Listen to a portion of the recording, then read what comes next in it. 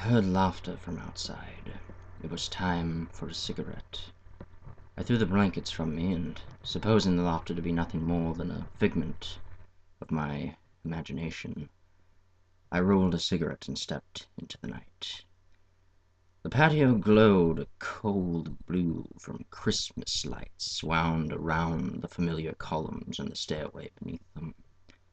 Every surface lay under a sheet of wrapping paper, snowmen holding crimson packages outlining iridescent green. Atop the stairs, a ragged company of 12 or so men and women, total strangers grimly gazing at me. "I told you someone lived here," one said in a wildly flamboyant voice. I thought immediately, that man is a raging queen. "I know," said another. He was the only one smiling, from a face of porcelain, his cheeks radiant with blush. He wore a wedding gown, torn here and there, with deeply stained fragments of the garment wrapped round wounds on his arms. He waved to me. His joy mesmerized me. I backed away and told myself to waken. I opened my eyes. I knew it was just a dream, but I decided to go down the stairs and reassure myself. So I went down the stairs, and the thing I saw was the porcelain man. I don't know what happened to the others. His voice was jubilant, and his smile could never fall. "Oh," he laughed, "you're awake! It's just like I live here now. I was wondering, did you by any chance hear any gunshots? Several of my friends you met before, they heard gunshots, and I haven't seen any of them since. I-L-O-V-E, love you. I'll K-I-S-S, kiss you." I opened my eyes.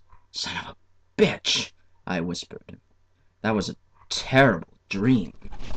I decided to read for a while. Just read and leave my bed behind.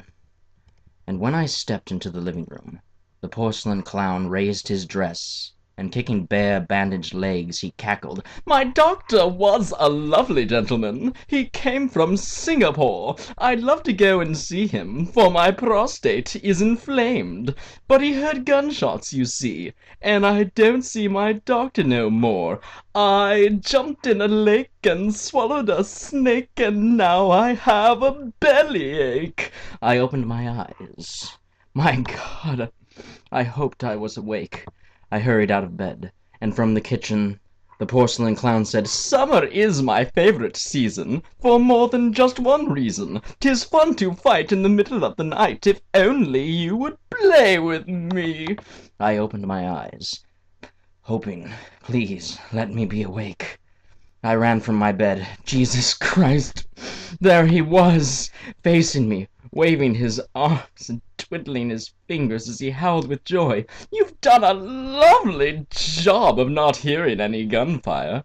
I'm afraid I must leave, but please remember to listen for it. It would be lovely if I could come entertain again. So this is goodbye, but before I go, I must clean."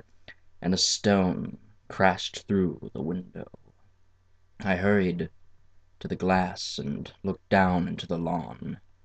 There were his friends from before. I saw their faces shining. The Christmas lights burned so brightly.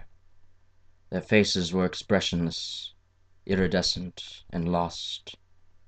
The flow of blood coagulated from bullet holes in their foreheads, and each raised a stone and prepared to throw. From the distance, I heard a rifle firing.